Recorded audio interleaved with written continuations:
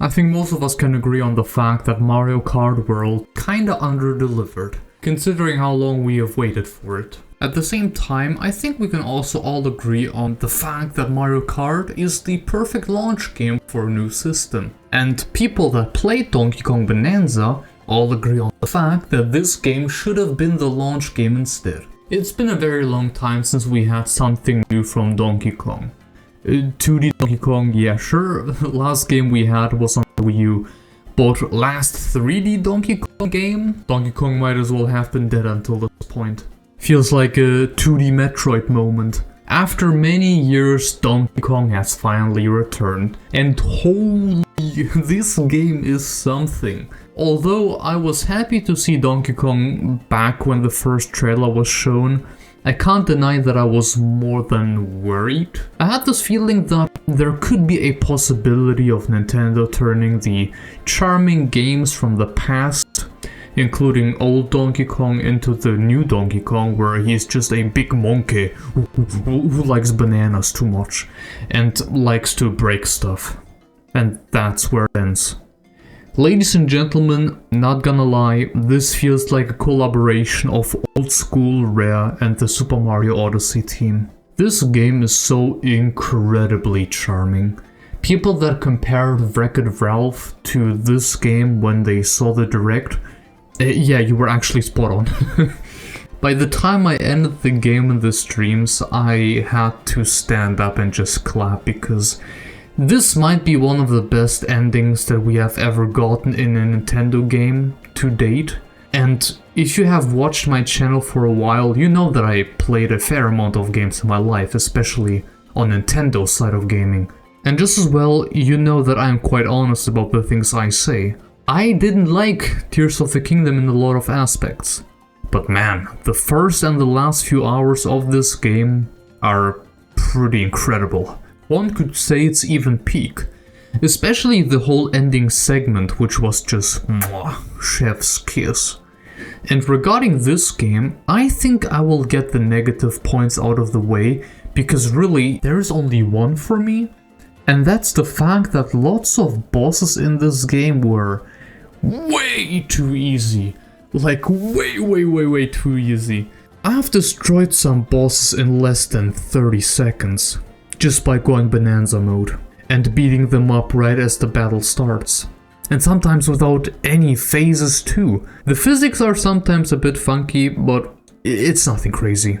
Technically you could also mention the frame rate crashing sometimes, which makes sense considering the events that happen on screen here and there, where yeah, the CPU is trying very hard sometimes. At points where it feels like the whole screen is exploding or the dirt being terraformed in real time, which, you know, it's not like it's happening so often anyways. And I personally didn't find it that bothersome. I found it actually quite amusing to see how the Switch 2 is breaking while everything in the game is breaking too. The Switch 1 could never do anything close to what they tried doing here. But that's where it ends really. I think my biggest complaints were the lack of a difficulty when it comes to the bosses. The controls are snappy. It feels incredible to move around as Donkey Kong. It is incredible how destroyable the world is and how many options you're given to destroy it. With various skills you also get more and more options, and not just for base DK but also his various Bananza forms. All the interactions you can have in the environments on each sublayer, the various characters and different races, and the collectibles that actually feel rewarding to collect for skins, costumes, and also for stuff that you can do later in the game, post-game, also known as endgame content. Yes, this game has an actual endgame, like you'd know it from Super Mario Odyssey. All the challenges and little secrets here and there. And the wildest thing is, this game has more lore and world building than even the most recent 3D Zelda games. I really didn't expect some of the things they included in this game, and yet here we are. The music is great too, although not as memorable as previous Donkey Kong games. This game had quite a few bangers still. And lots of remixes from previous games too. The art direction of this game looks phenomenal. The new look of Donkey Kong has really grown on me. His expressions are quite hilarious and super cool. The game looks also pretty fantastic on my 4K TV. Something that's also very important to mention is that this game never really became boring.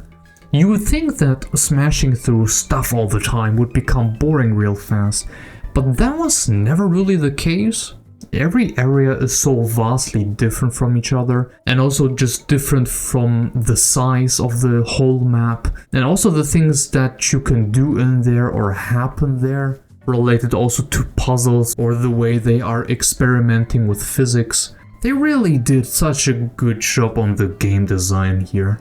And as someone who has 100%ed this game, trying to get everything is everything but frustrating. Because you can either find treasure maps randomly in the ground that show you the location of a Bananza gem or a fossil, or you can also go to the villages and buy a map from all the gold that you have mined, and let me tell you, you will find enough of that. And also from some of the outfits, you can change some of your stats, which one of them also included having a higher drop rate, or I guess find rate of treasure chests. And by the end of the game, I had everything. Although now I don't anymore with the endgame still there. I think I'll do one more stream for this game, just for the endgame content. Now, is it my game of the year 2025? No, it's still clear obscure. But from Nintendo's side of things, it absolutely is. Heck, I'd even say that this is my favorite Nintendo game since... It must be Xenoblade 3. I really think it is that good of a game. I'm happy to see Donkey Kong returning the way he did. This game is absolutely deserving of all the praise that it has received, and I do think that he should receive more games in the future. Which, after the success from both critics and Nintendo fans, I think the chances for that are quite good. Honestly, what more is there to say? The villains are pretty alright, the Bananza abilities are all fantastic, and every single one of them has a great use case for various moments throughout the game. They really did a great job just once again designing the game in the way that you need all of them eventually. The most underutilized one, in my opinion, is still the zebra ability, but other than that, you'll see yourself switching between the abilities pretty much constantly. And honestly, I think that covers all of it really. I could go more into details and stuff, but if you enjoy a game that feels a bit more like the old school Nintendo, or even Rare in this case, it is a must-buy. I had a fantastic time with this game. 10 out of 10 would recommend. I can't wait for some people to come in and say, "Ree, how can you support Nintendo? They took my family away and this game is utter garbage. You guys should play some actual good games." I hope you all will leave puberty soon enough. Or maybe you never hit puberty in the first place. What do I know? But what I do know is that I appreciate you watching. Thank you very much for watching. I hope you have a fantastic rest of your day, folks. Have a good one. Goodbye.